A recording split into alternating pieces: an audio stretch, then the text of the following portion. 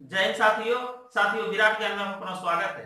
साथियों, पिछले वीडियो में हमने बताया था कि किस टेंस में कौन सी सेंटेंस आती है। सत्य हो, अभी हो रहा हो, बहुत पहले काम खत्म हो चुका हो, बहुत पहले काम चालू हुआ हो, अभी भी खत्म नहीं हुआ हो, तो सारे सेंटेंस का अलग अलग टेंस है। अलग अलग टेंस के आधार पर ही हम लोग सेंटेंस बोलते हैं। ये हिंदी, इंग्लिश या किसी भी ग्रामर की ये प्राथमिकता है कि हमें सेंटेंस को चूज करना होगा कि किस प्रकार के सेंटेंस हमें जरूरत है और उसी प्रकार से बोलते हैं। और हमारे बच्चे पीयूष कुमार इसका फीडबैक भी आपके लिए दिए, जिसको आपने अच्छी तरह से सराहा और अच्छी फीडबैक आपने भी दिया। इसके लिए बहुत सारी बधाई आप सबों को। तो चलिए, नए वीडियो में हम दिखाने वाले हैं कि प्रेजेंट इंडेफिनिट टेंस, ये प्रेजेंट इंडेफिनिट टेंस की क्या पहचान है और ये किस प्रकार की सेंटेंस को लेकर के आती है, इसके कितने सूत्र हैं, इसी की चर्चा करने वाला है। तो चलिए शुरू करते हैं। साथियों, पहला टेंस प्रेजेंट इंडेफिनिट टेंस, इसका क्या पहचान है? इसके अंत में एम भी प्लस ता हूं, ते हैं, ती हैं, ते हो, ईटीसी रहता है। जैसे मैं खेलता हूं, तुम पटना जाते हो, सीता हंसती है। ता ते ती वाला जितना भी सेंटेंस आपको मिले, लेकिन एम भी होना चाहिए। एम भी मीन्स क्या हुआ साथियों? एम भी अर्थात मेन वर्ब। देखिए यहां पकड़िए, जैसे खेलता, राम खेलता है, तो खेल प्लस ता, खेल जो है खेलना, खेलना क्या है? मेन वर्ब है। पढ़ना, जाना, खेलना, बैठना, सोना, ये सब मेन वर्ब है। तो खेलना में ना का यहाँ पे विस्थापन हो गया है और ता यहां जुट गया, इसलिए खेलता लग गया। उसी तरह हंसना, हंसना आपका एम भी है, लेकिन हंसना में ना हट करके और ती लग जाता है, तो ये हो गया हंसती है। तो इस प्रकार से हंसना, खेलना, ये सब वर्ड लगा हुआ होना चाहिए और उसके बाद ताहू, ते हैं, ती हैं, ईटीसी रहे, तो जान लीजिए आप कि ये प्रेजेंट इंडेफिनिट टेंस की सेंटेंस है। तो आप देखिए कि ये प्रेजेंट इंडेफिनिट टेंस में कितने सेंटेंस हो सकते हैं, कितने प्रकार का सेंटेंस जो हमें बहुत जरूरत पड़ेगी, बोलचाल की भाषा में उसकी जरूरत पड़ेगी। तो चलिए पहला सेंटेंस हम देखते हैं, अफर्मेटिव सेंटेंस।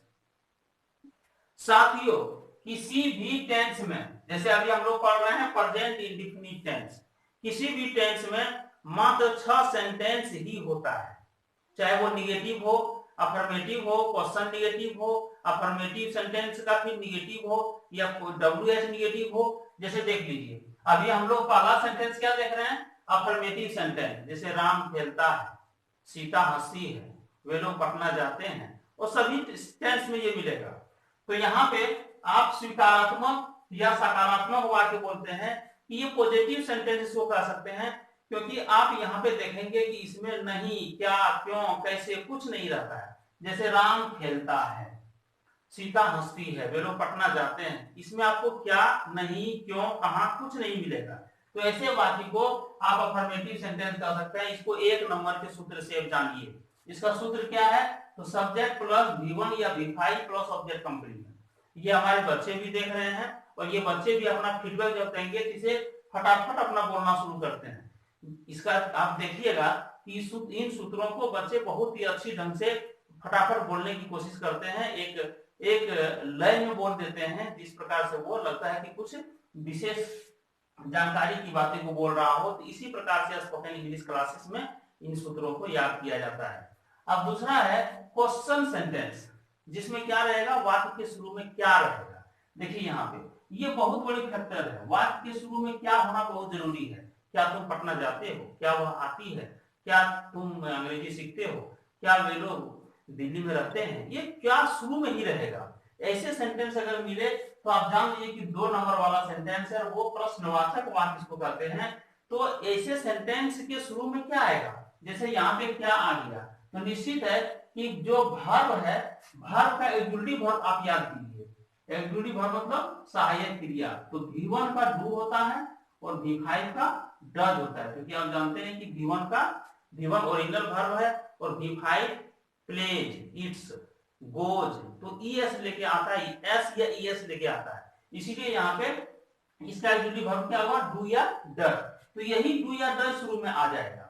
क्या होगा, डू या डज शुरू में आया तो यहाँ से V5 खत्म हो जाएगा, हमेशा V1 ही होगा। तो डू डज आगे वो कीजिए तो सब्जेक्ट आपका बच गया और वर्ब में सिर्फ V1 होगा, ऑब्जेक्ट कंप्लीमेंट होगा ही। तो इसीलिए क्या राम खेलता है, क्या वे लोग पटना जाते हैं, ऐसे सेंटेंस अगर सुनाई दे तो आप जान लीजिए ये 2 नंबर वाला सेंटेंस है, जिसे क्वेश्चन नेगेटिव क्वेश्चन सेंटेंस कहते हैं, प्रश्नवाचक वाक्य कहते हैं। तीसरा है आईटी या डब्ल्यूएच सेंटेंस। आईटी या डब्ल्यूएच क्या है, आईटी मींस इंटरोगेटिव प्रोनाउन और WH means why, which, whom, whose, where, when, ये सब में डब्ल्यूएच लगा हुआ है। तो ये सब वर्ड अगर आपको मिले व्हाई, व्हिच, whom, who, तो जान लीजिए सब जगह डब्ल्यूएच है, तो इसीलिए इसे डब्ल्यूएच वाक्य भी कहते हैं। तो ये 9 प्रकार का होता है, 9, देयर आर 9 डब्ल्यूएच। तो ये मैं बताऊंगा अगले वीडियो में। लेकिन यहाँ देख लीजिए, यदि डब्ल्यूएच या आईटी वाला सेंटेंस आए तो ये कैसा होगा, वाक्य के बीच में होगा। तुम कहाँ जाते हो, वह कहाँ रहता है, तुम कब आते हो, तुम कहाँ अंग्रेजी सीखते हो, वे लोग कब पटना जाते हैं, राम क्या खाता है। तो वाक्य के बीच में आएगा, क्या भी आएगा तो बीच में आएगा, तब जानिए कि ये आईटी सेंटेंस है या डब्ल्यूएच वाला सेंटेंस है। अगर वाक्य के शुरू में आ रहा है तो डब्ल्यूएच नहीं है, ये फिर तुम आपका हो गया क्वेश्चन सेंटेंस। लेकिन यहाँ पे वाक्य के बीच में क्या, कहाँ, कैसे, कब आगे, तभी आप जान लीजिए सभी सेंटेंस, सभी जितने भी टेंस है सब में यही चीज होगा। तो वाक्य के बीच में आता है तो जान लीजिए ये आपका 3 नंबर का है, आईटी वाला सेंटेंस है। अभी तीनों का, एक का निगेटिव 4, जैसे अफर्मेटिव था तो यहाँ पे निगेटिव हो जाएगा। तो निगेटिव में क्या होता है, एग्जीक्यूटिव वर्ब क्या था इसका, डू या डज, और इसमें नॉट लग जाएगा। तो इसी को सब्जेक्ट प्लस डू या does plus not plus V1 plus object complement है। क्योंकि बच्चे भी आपके बोलेंगे, आप भी अपना फीडबैक जब दीजिएगा, आप भी अपने आप में बोलने का कोशिश कीजिएगा, तो आपको इसी तरह याद करना पड़ेगा। मैं पीयूष कुमार या सचिन कुमार या विराट आयु से इसका फीडबैक लूंगा अगले वीडियो में। लेकिन यहाँ देख लीजिए, तो ये डू और नॉट मिलाइएगा तो डोंट होगा, डज और नॉट मिलाइएगा तो डजंट होगा। इसलिए शॉर्ट फॉर्म में याद कीजिए, स्पोकन इंग्लिश में यही ज्यादा चलेगा, सब्जेक्ट प्लस डोंट या doesn't plus V1 plus object complement. तो ये हो गया, राम नहीं खेलता है, वह नहीं जाता है, तुम लोग पटना नहीं जाते हो, वे लोग दिल्ली में नहीं रहते हैं, ऐसे सेंटेंस मिलेंगे। तो ये 4 नंबर का हो गया। अब 2 का हो गया 5, अर्थात यहाँ क्या था, सबसे पहले क्या था, तो यहाँ भी क्या भी रहेगा और नहीं भी रहेगा। देखिए दोनों चीज रहेगा, यहाँ सिर्फ नहीं था, लेकिन यहाँ पे आपका क्या भी होगा और नहीं भी होगा। तो यहाँ चलिए, तो आप क्या कीजिएगा, ये जो क्वेश्चन नेगेटिव आपका जो है, ये क्वेश्चन नेगेटिव में, इसमें क्या यहाँ ऑब्जेक्टिव वर्ब क्या था, डू या डज, तो डू या डज आगे आ जाएगा, क्योंकि क्या यहाँ आ जाएगा, तो यही सूत्र आएगा, 2 का ही 5 में आ रहा है, तो डू डज आगे कीजिए और बीच में नेगेटिव डालिए नॉट, अब V1 प्लस ऑब्जेक्ट कंप्लीमेंट। लेकिन इसका अगर शॉर्ट फॉर्म में जाइएगा तो यहाँ पे होगा डोंट या doesn't plus subject plus V1 plus object complement.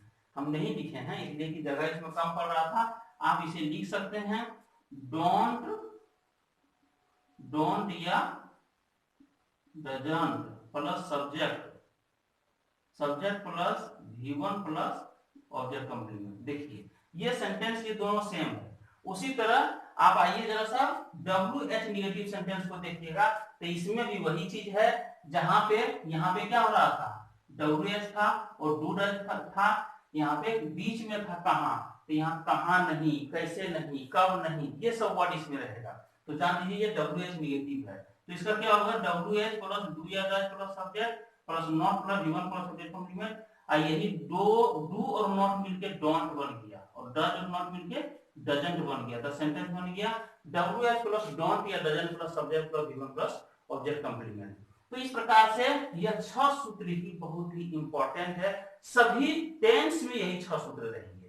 तो सभी टेंस में जब 6 सूत्र रहेंगे, इसी से जब आप इसे याद करके फटाफट इंग्लिश में बोलने की कोशिश करते हैं तो यही स्पोकन इंग्लिश में कन्वर्ट हो जाता है। आपको पता ही नहीं चलेगा कि आप किस प्रकार का सेंटेंस था और क्या था, आपका माइंड तुरंत बोल करके निकल जाता है। यही कमेंटेटर, ये बड़े बड़े वक्ता यही करते हैं। तो चलिए आज की वीडियो में इतना ही साथियों।